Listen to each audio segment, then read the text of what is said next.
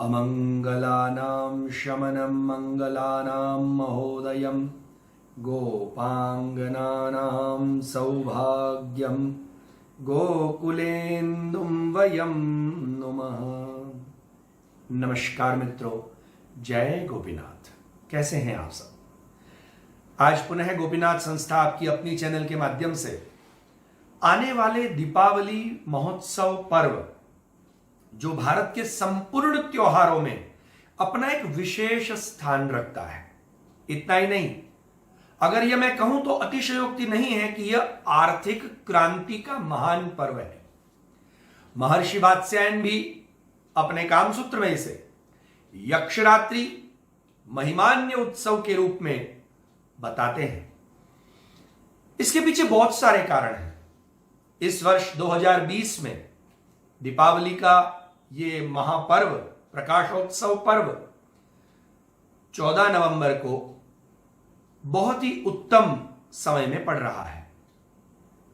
और इसके पीछे कारण यह है कि यह 5 दिवसीय पर्व है और इसीलिए इसे आर्थिक क्रांति के रूप में हम मना सकते हैं, क्योंकि इसका प्रारंभ गोवत्स द्वादशी यानी बच्छ बारस, वाक बारस के नाम से हम जानते हैं, जिसमें गोवत्स द्वादशी से प्रारंभ करके गोवर्धन पूजा तक यह क्रम चलता है। अर्थात गायों की पूजा से, गाय और बछड़े की पूजा से लेकर के गोवर्धन, गायों के वर्धन तक। आपको नहीं लगता है कि यह हमारे भारतवर्ष का जो मुख्य विषय, हमारा भारत वो खेती प्रधान, किसानों को धरती पुत्र मान करके विशेष रूप से हमारी जो भारतीय अर्थव्यवस्था है उसको नवपल्लवित करने का पर्व है। और इसीलिए कृषि से जुड़े हुए जितने भी विषय हैं उनका विशेष पूजन, उनका विशेष आदर, और धरती से जुड़े हुए हर एक छोटे से छोटे तबके के व्यक्ति को इसमें सम्मिलित किया जाता है।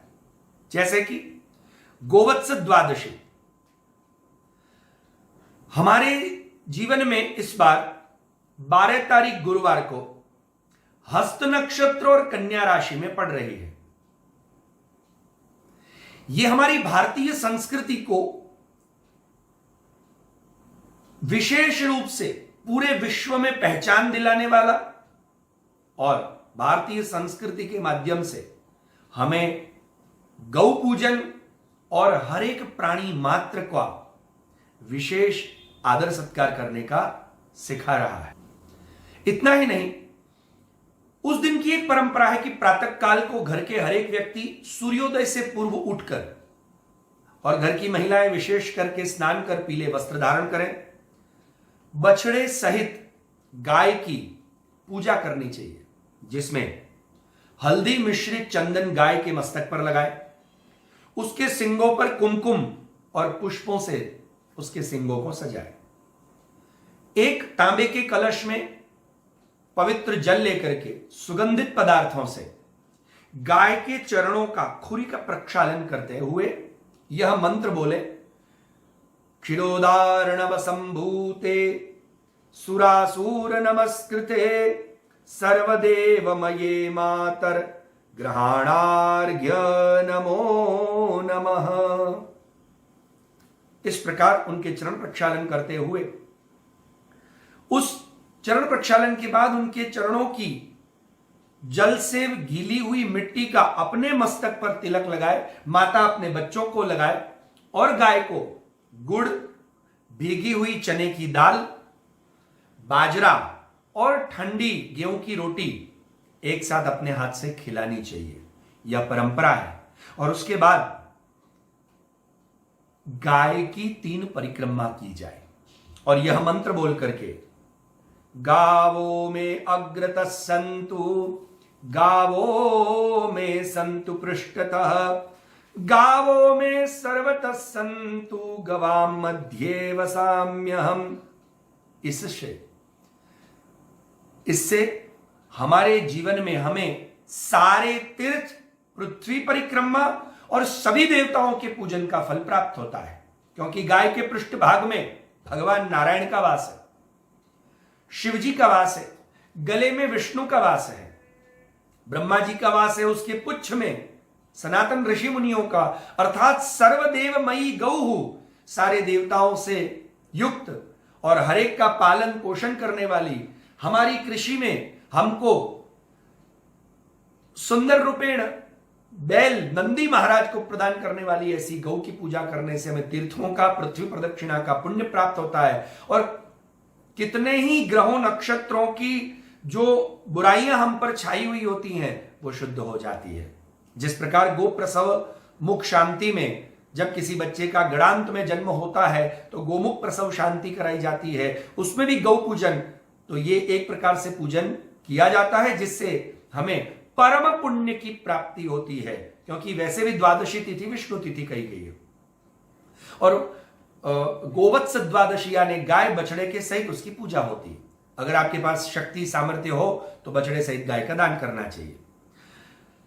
अब इसी श्रृंखला में आगे 13 तारीख शुक्रवार के दिन, जो शुक्रवार जैसे कि शुक्रवार के शुक्र देवता के अधिपति मां लक्ष्मी है और शुक्रवार के दिन भी लक्ष्मी का दिन माना जाता है, तो भगवान लक्ष्मी के दिन ही, मां लक्ष्मी के दिन ही धनत्रयोदशी अर्थात धन्वंतरी त्रयोदशी, धनतेरस का त्योहार पड़ रहा है। उसका मुहूर्त 6:20 से लेकर के 8:18 तक उत्तम मुहूर्त माना गया है। और प्रदोष काल का जो समय है वो 5:42 से लेकर 8:17, ये सायंकाल के समय में आपको बता रहा हूं, जिसमें धन्वंतरी भगवान की पूजा की जाए। इतना ही नहीं, मां लक्ष्मी और गणेश की पूजा की जाए और विशेष करके सायंकाल के समय यमराज के लिए आपको दीप दान करना चाहिए और नैवेद्य उस दिन यमराज का करना चाहिए, जिससे अकाल मृत्यु टल सकती है। वृषभ काल में किया हुआ धन पूजन या धन कुबेर पूजन, मतलब लक्ष्मी पूजन और कुबेर पूजन, वो उत्तमोत्तम माना गया है, जो हमारे घर परिवार में धन धान्य से हमें भरपूर करता है। और वो किस प्रकार किया जाए, उस पूजन का प्रकार, उस पूजन में कौन कौन से पदार्थ उपयुक्त किए जाएं, वो हम और कौन से मंत्रों से किया जाए, वो हम अपने आगे के आने वाले वीडियो में बताएंगे। आप हमसे जुड़े रहें, इस वीडियो को ज्यादा से ज्यादा शेयर करें, सब्सक्राइब करें, ताकि अगले वीडियो तक हम आप तक वो पूजा का प्रकार पहुंचा सके। इतना ही नहीं, मंगल भी 14 तारीख को मार्गी हो रहे हैं, 13 तारीख की रात्रि को। उससे हमारे जीवन में क्या बदलाव आएंगे और उसके हमें क्या क्या उपाय करने चाहिए, वो भी हम आपको अपने अगले वीडियो में मंत्र, पूजा, विधान और उपाय के साथ साथ ऐसे कौन से टोटके करें ताकि अभी का जो ये समय हमारा थोड़ा सा हमें परेशान करने वाला आया, कोरोना महामारी जैसा, कि जिसमें हमारी बहुत सारी धनहानि या मानसिक हानि, शारीरिक हानि हुई, क्योंकि धन्वंतरी देवता वो अमृत के देवता, अमृत का कलश लेकर के समुद्र में से प्रकट हुए, आयुर्वेद के प्रणेता अर्थात स्वास्थ्य के देवता भी हैं। तो हमारा स्वास्थ्य, धन और धान्य से हम भरपूर रहें, वो हम टोटके, मंत्र और पूजा और विधान के साथ उपाय आपको अगले वीडियो में बताएंगे। और देखिए, पहले गोवत्स द्वादशी के द्वारा गौ पूजन अर्थात हमारे कृषि प्रधान हमारे देश के जो पशु हैं उनका हमें पूजन बताया, और सर्वदेवमयी गौ का पूजन करने से सारे देवताओं की कृपा। उसके बाद में धन्वंतरी, क्योंकि दूसरा सुख क्या है जीवन में, सबसे महत्व का विषय क्या है? आपके पास रुपए, पैसे, धन धान्य सब कुछ है, पर अगर शरीर स्वस्थ नहीं है तो आप भोग नहीं पाएंगे। इसके लिए कहा गया है ना कि हेल्थ इज वेल्थ, आपका स्वास्थ्य ही सच्ची आपकी समृद्धि है। और इसके लिए धन्वंतरी पूजन, और स्वास्थ्य है और लक्ष्मी नहीं है तो लक्ष्मी का पूजन, और लक्ष्मी स्वास्थ्य दोनों है, पर अगर जीवन में मंगल प्रसंग नहीं आ रहे, इसलिए मंगल के देवता गणेश का पूजन। देखिए, ये हमारी जो पूजा प्रणाली, भारतीय संस्कृति पूर्ण रूपेण लॉजिकल, साइंटिफिक और एक हमारे जीवन में हमारे विचारों को सुव्यवस्थित करने वाली है। और आगे 14 तारीख को यानी कि शनिवार को, जिस दीपावली प्रकाशोत्सव पर्व की त्योहार की हम बात कर रहे हैं। 14 तारीख को दोपहर 2:17 तक चतुर्दशी तिथि है और 2:19 से अमावस्या का प्रारंभ होता है। और इसीलिए इस बार 5 दिवसीय पर्व न होकर के ये 4 दिवसीय पर्व हो रहा है, जिसमें चतुर्दशी तिथि के दिन ही, शनिवार के दिन ही मंदवासर है और ऐसे दिन ही चतुर्दशी, नरक चतुर्दशी, रूप चतुर्दशी और अमावस्या दिवाली भी एक साथ पड़ रही है। बड़े आनंद की बात है। स्वाति नक्षत्र के साथ तुला राशि, और इतना ही नहीं, इससे यह सर्वार्थ सिद्धि योग 2:19 के बाद में प्रदोष काल में सर्वार्थ सिद्धि योग बन रहा है। और यह उत्तम माना गया है कि सायंकाल के समय अगर थोड़ी सेकंड के लिए भी दीपावली हो, अमावस्या हो तो उत्तम, और यह तो पूरी रात निश्चित काल तक रहेगी। ये इस वर्ष बड़े आनंद का है। भले ही हमें कोरोना जैसी महामारी ने हिलाया, तकलीफ दी, पर साथ साथ भगवान, जैसे माता पिता, हम परम पिता कहते हैं ना उस परमात्मा को, तो माता पिता अगर बच्चों को डांटते भी है ना, या थोड़ी सी अगर कठिनाई से उनको पालते हैं, पर साथ में उतना ही प्यार करके उनकी हर एक इच्छाओं को पूरी करते हैं। ये ऐसा ही अवसर आया है। इसलिए चतुर्दशी तिथि के दिन स्वाति नक्षत्र, तुला राशि और सुंदर योग के समय सर्वार्थ सिद्धि योग बन रहा है।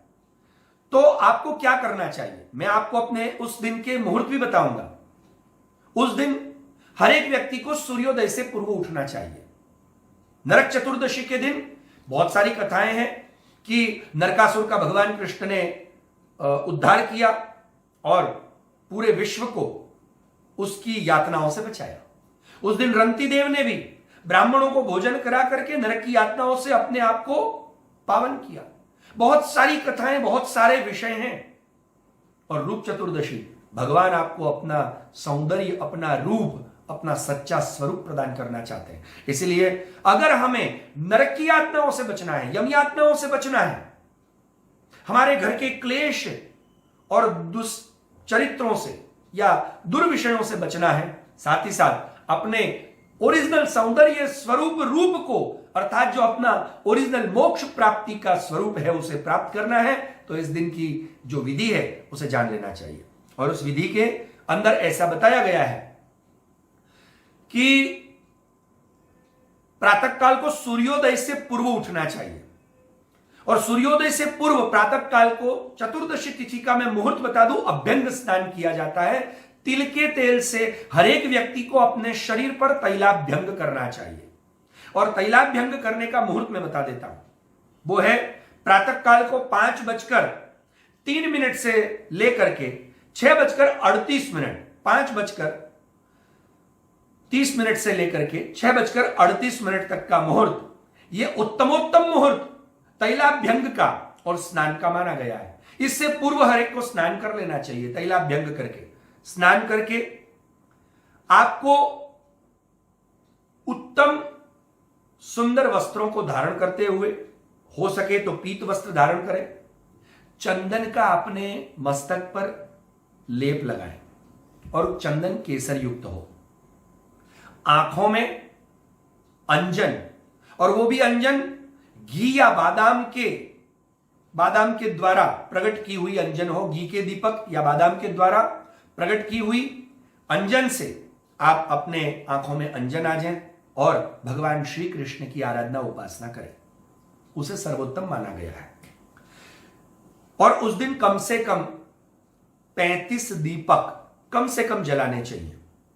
यमराज की पूजा के लिए आप अपनी दहलीज पर दीपक जलाएं, तोरण बंधनवार बांधें और स्वस्तिक इत्यादि करते हुए नैवेद्य लगा करके बड़े बूढ़े बच्चों के ऊपर नजर उतारने के लिए एक बड़ा तिल के तेल का या सरसों के तेल का दीपक जलाएं, उसको पूरे घर में घुमाएं।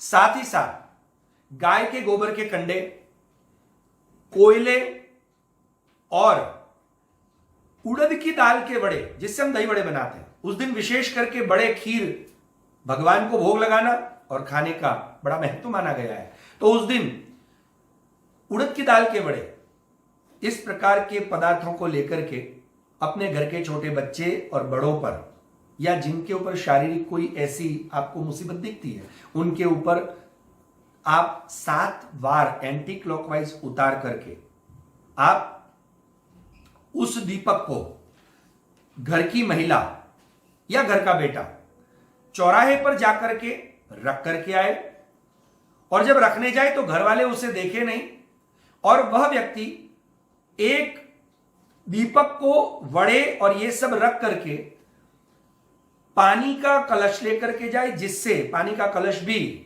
जो सबके ऊपर उतारा हुआ है उससे सर्कल बना करके छोड़ करके वापस आ जाए, जिससे घर के बच्चों की और बड़ों की या आई हुई कोई भी बुरी नजर, घर के क्लेश की निवृत्ति होगी।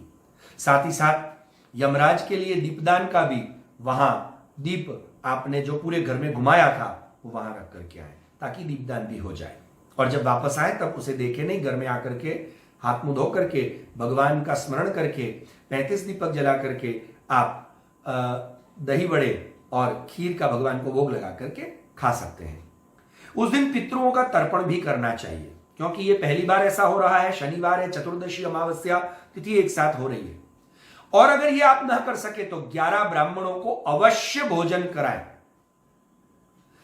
इस प्रकार से मैंने दीपदान का भी आपको प्रकार बताया कि बड़ा दीपक या तो तिल के तेल का या सरसों के तेल का जला करके आप उसे रखाएं गांव के बाहर पीपल के वृक्ष के नीचे या चौराहे पर, ताकि आपकी जो दीपदान की प्रथा से यमराज की कृपा, नरक चतुर्दशी के कारण हम अपमृत्यु, अकाल मृत्यु या ऐसी कोई अनजानी मुसीबत से बच सकते हैं।